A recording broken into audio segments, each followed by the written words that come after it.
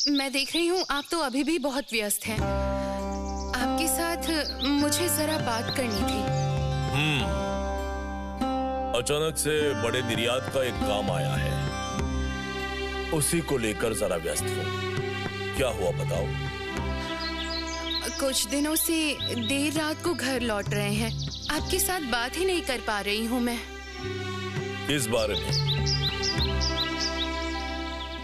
आप अभी भी गुस्से में हैं, है ना?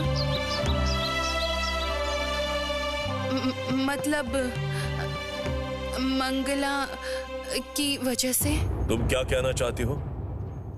देखिए, छोटी बहू आपका सम्मान कम नहीं करना चाहती थी, और उसने जो अन्याय किया है उसके लिए उसको काफी सजा मिली है। आप ही तो कहते हैं, आपको पता है छोटी बहू पर भगवान का आशीर्वाद है, भगवान की कृपा है। माँ की दया से कितनी भी सख्त सजा आप छोटी बहू को क्यों ना दे दें, छोटी बहू को कोई तकलीफ नहीं होगी। उल्टा भगवान नाराज होने से हम लोग मुसीबत में आ जाएंगे। अचानक ऐसी बातें क्यों कर रही हो? क्या हुआ है? कुछ हुआ है क्या? कल एक अद्भुत घटना हुई थी। सरजू बहू काली घाट से वापस लौट के माँ का प्रसाद देने के लिए छोटी बहू के कमरे में जाकर देखा, सरजू बहू का भेष बदलकर कोई पहले ही आके छोटी बहू को माँ का प्रसाद देकर गया था। वेश बदलकर? ये क्या कह रही हो माया? कौन आएगी यहाँ? पता नहीं, लेकिन पता है, मैंने अपनी आंखों से देखा है, छोटी बहू के पास काली माँ का प्रसाद रखा था।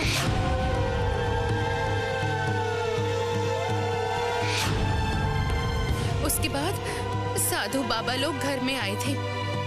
साधु बाबा लोगों ने कहा, तुम देवी माँ के पास क्यों नहीं गई मुझे पता नहीं, लेकिन माँ तुम्हें भूली नहीं है, वो खुद ही तुम्हारे पास आई है।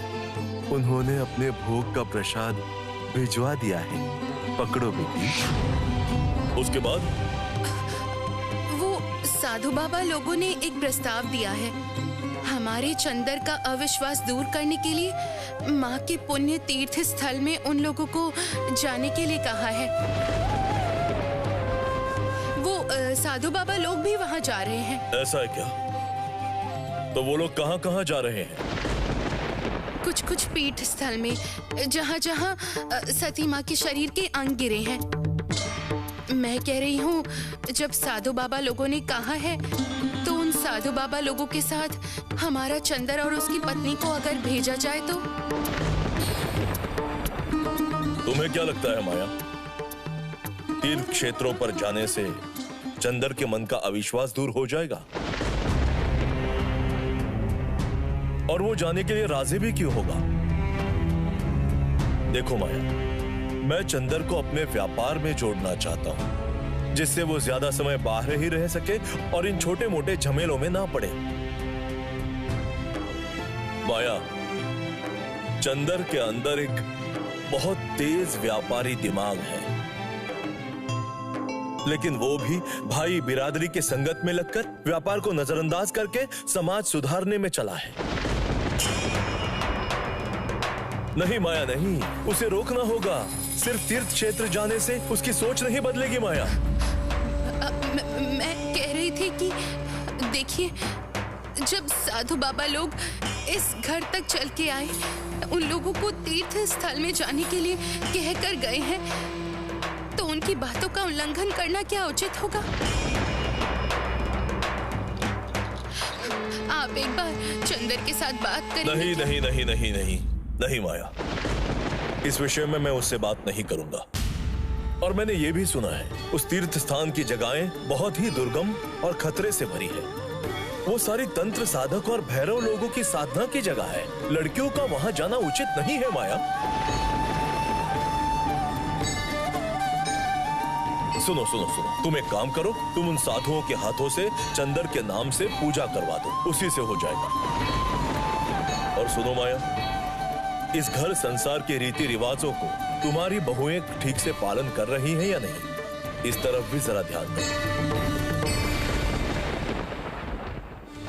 मुझे लगता है कि इस घर संसार में अशांति बढ़ रही है।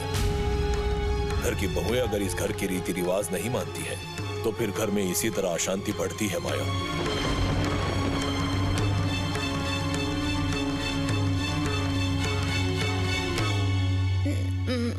माँ,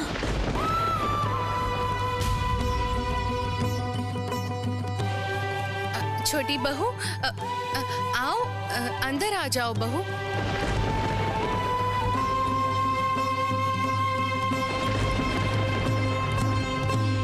डर क्यों रही है?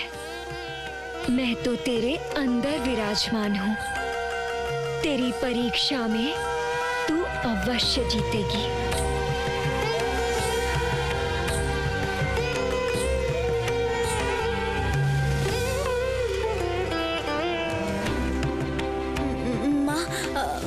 अगर आप अनुमति दें तो मैं ससुर जी से कुछ बात करना चाहती हूँ। नहीं छोटी बहू, मैं तो हूँ ना यहाँ। मैं इनके साथ बात कर लूंगी। तुम अभी जाओ यहाँ से। माँ, एक बार बात करने दीजिए।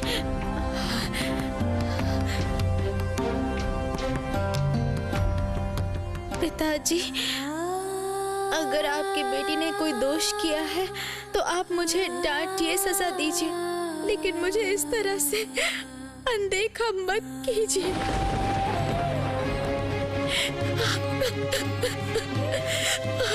मुझे माफ कर दीजिए पिताजी। मैं आपका असम्मान करने के बारे में कभी सोच भी नहीं सकती।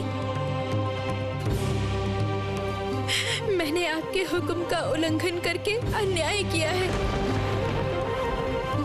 मुझे माफ कर दीजिए पिताजी।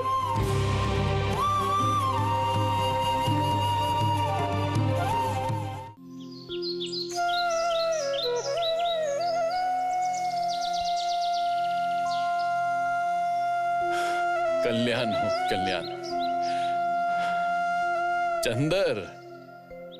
चंदर, तुम जाने के लिए राजी हुए हो, मैं इसी बात से बहुत खुश हूँ। नाना जी, मैं जा रहा हूँ ये सही है, क्योंकि मैं परिवार में किसी को तकलीफ नहीं देना चाहता और मेरे जाने से आप लोग खुश ही होंगे, इसलिए जा रहा हूँ। और इसके अलावा मुझे घूमना फिरना अच्छा ही लगता है और मेरा कोई और उद्देश्य नहीं है नाना जी। और कोई उद्देश्य हो या ना हो, तुम्हारा तीर्थ दर्शन हो रहा है, यही सबसे बड़ी बात है। और इसके अलावा इतनी सारी महिलाएं जा रही हैं तुम्हारे साथ। रास्ते में डकैत होंगे, ठगी होंगे, जंगली जानवर होंगे, बहुत संभल कर जाना चंदर। नाना जी, मैं डकैतों से नहीं डरता हूँ, लेकिन जो लोग अंधविश्वास का फायदा उठाकर दिन रात डकैती कर रहे हैं, मैं उनसे डरता हूँ। मैं उनको हमेशा के लिए खत्म करना चाहता हूँ। देवर जी, चलती हूँ, संभल के रहना। वैद्य जी की दवा लेते रहना। जरूर संभल के रहूंगा, वैद्य जी की दवाई भी लूंगा। तुम सिर्फ अच्छी तरह पुण्य कमा के आ जाओ, जिससे तुम्हारे पुण्य का कुछ हिस्सा मुझे दे सको। सुन रही हूँ ना छोटी, इनके मजाक की आदत नहीं गई। अकेले पुण्य कमाने जा रही हूँ तो हिस्सा मांग रहे हैं। बचपन से आदत है ना, मजाक करने का मौका मिलने से मैं छोड़ नहीं सकता। देखो तो दीदी, देखो बस आपके पैर बस जरा। बस छोटी, बस बस बस, अपना ध्यान रखना। सच कह रही हूँ दीदी, आपके जाने से ये घर बहुत खाली सा लगेगा। फिर भी आप अच्छी तरह तीर्थ दर्शन करके आइए।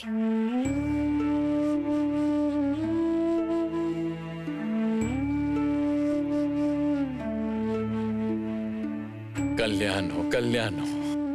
तुम लोगों की यात्रा शुभ हो। बस बहू, बस बस बस, जीती रहो, संभल के जाना, ठीक है? देखो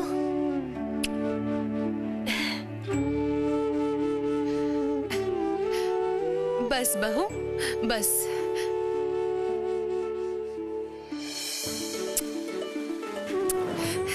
छोटी बहू, सुनो बहू, बिटिया को लेकर बिल्कुल चिंता मत करना।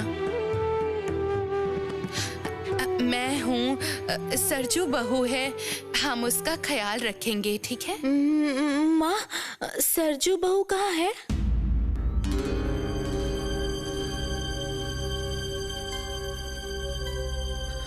उसका मन बहुत ज्यादा उदास है।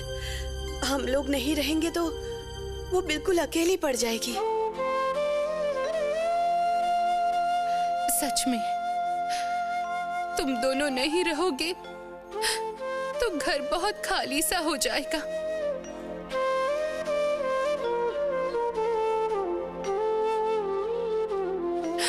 बिल्कुल खाली हो जाएगा घर।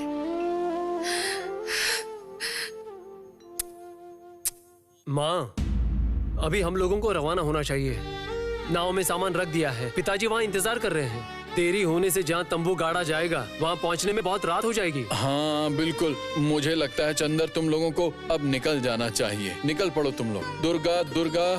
जय माँ सती माँ की जय। जय माँ सती माँ की जय।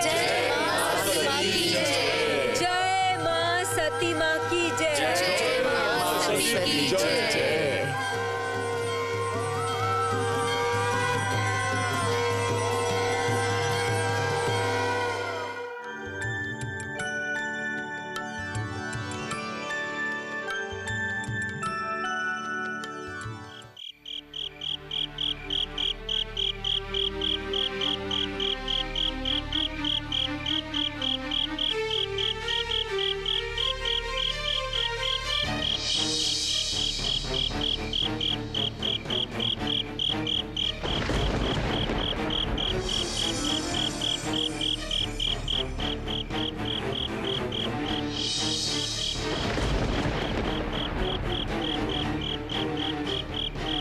सरदार, क्या हुआ है? छोटे मालिक, मुझे लगता है हम लोग गलत रास्ते पर आए। आगे एक नदी होनी चाहिए थी पर वो कहीं दिख नहीं रही। शायद रास्ता गलत है। क्या हुआ चंदर? हम रुके क्यों? हम लोग कहाँ आए हैं? क्या हुआ है ठीक से समझ नहीं आ रहा है दादी। लगता है हम लोग गलत रास्ते पर आ गए हैं।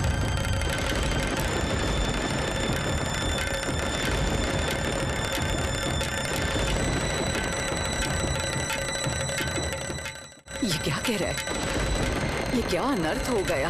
अब क्या होगा? साथ में जवान लड़कियां हैं। इतनी रात के कहाँ रुकेंगे ये लोग? आप डरिए मत दादी, मैं हूं ना। सरदार। हाँ जी। जरा आगे जाकर देखो तो कहीं आसपास कोई गांव है कि नहीं। जी छोटे मालिक। दादी, आप लोग पालकी में जाकर बैठिए, मैं देखता हूँ क्या कर सकते हैं।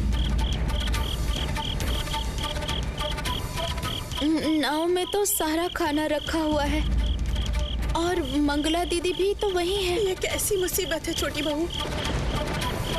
अब तक तो तीर्थ दर्शन भी नहीं हुए हैं, इससे पहले ही ऐसी रुकावट आ गई। रुकावट नहीं आएगी, तुम्हारे देवर में अविश्वास भरा हुआ है। सुन लेगा तो ज्ञान की बातें करने लगेगा। हे माँ काली, हम लोग आपके तीर्थ दर्शन के लिए जा रहे हैं। रक्षा कीजिए माँ, रक्षा कीजिए।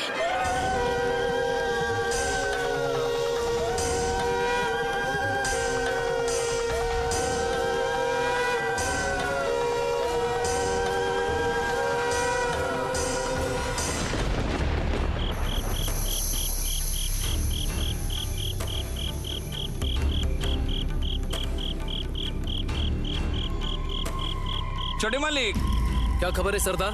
कुछ दूरी पर मिट्टी का एक घर दिखाई दिया था। ऐसा लगता है अब वहाँ कोई नहीं रहता और घर की हालत भी उतनी भी बुरी नहीं है। वाह, तुम यहाँ इंतजार करो, मैं सबको लेकर आता हूँ। जी छोटे मालिक।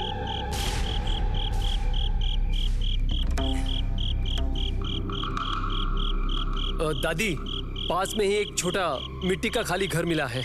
ऐसा लगता है वहाँ जो रह रहे थे वो चले गए हैं। वैसे सरदार कह रहा है कि वो घर इतना बुरा भी नहीं है।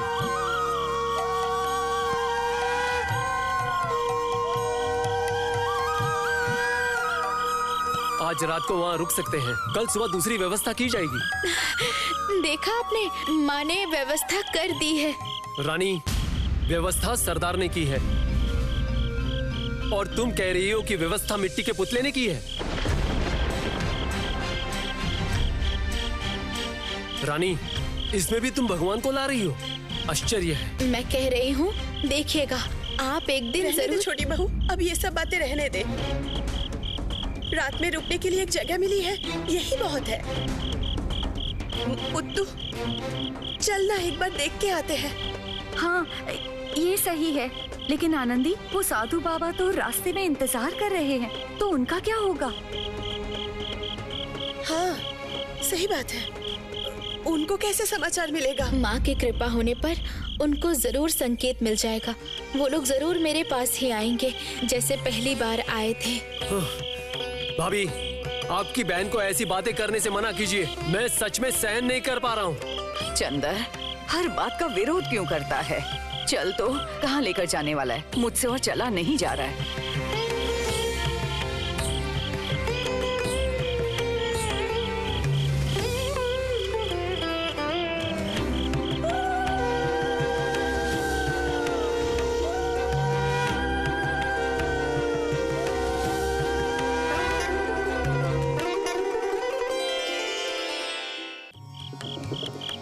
दादी, आइए। मैं कह रहा हूँ, आप लोग जरा अंदर बैठिए, मैं जरा सिपाहियों से मिलकर आता हूँ। उनके लिए तंबू की व्यवस्था करनी पड़ेगी। क्या हालत है यहाँ की?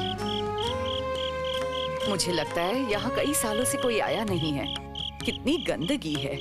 ओ दादी माँ, आप जरा बैठिए, मैं सब साफ कर देती हूँ। छोटी बहू तो अकेले क्यों करेगी? मैं हूँ, पुत्तू है, हम लोग मदद करेंगे। अरे मैं अकेले ही कर लूंगी, आपको इतना काम करने की आदत नहीं है ना, आप ये काम नहीं कर पाएंगी। तू अकेली कर पाएगी? हाँ, मैं कर लूंगी। मैं तो पहले ऐसे ही घर में रहती थी। छोटी बहू, सुनो ना, मैं तुम्हारी मदद करूँ? नहीं बाबा, मैं कर लूंगी। तुम एक काम करो, अंदर के कमरों को साफ कर दो। अच्छा ठीक है। बताशी दीदी, हाँ तुम पुत्र दीदी की जरा मदद कर दो तो दादी थोड़ा विश्राम कर पाएंगी। जाती हूँ छोटी बहू। कितना गंदा है।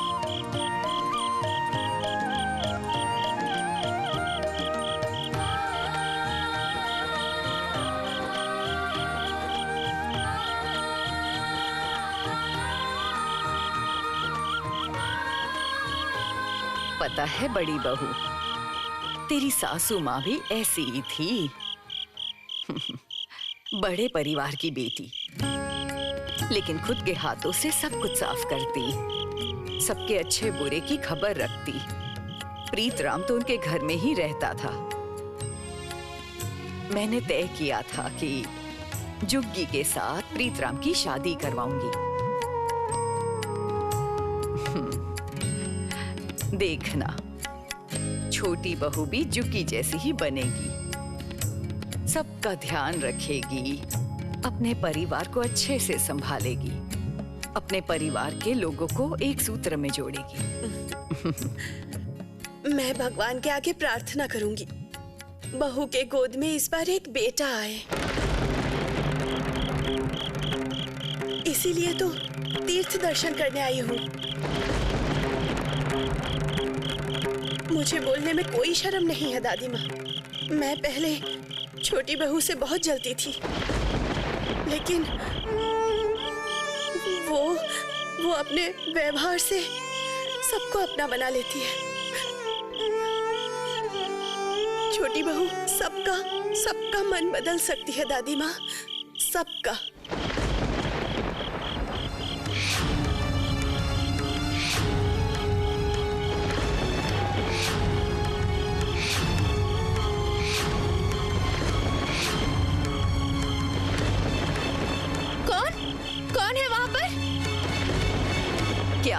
क्या हुआ है? हाँ? पता है दादी, मैंने किसी को अंदर झांकते हुए देखा। आप लोग यहीं रुकिए, मैं देख कर आती हूँ। खबरदार, कहीं मत जाना, अंदर चल। बतासी, पुत्तू जा, छोटे मालिक को खबर पहुंचा। जा जा जा। मैंने कुछ आवाज सुनी। दादी, हाँ क्या हुआ है? देवर जी, छोटी बहू ने देखा है, बाहर से कोई देख रहा था। ठीक है, मैं देखता हूँ। आप लोग कहीं मत जाना और डरना मत।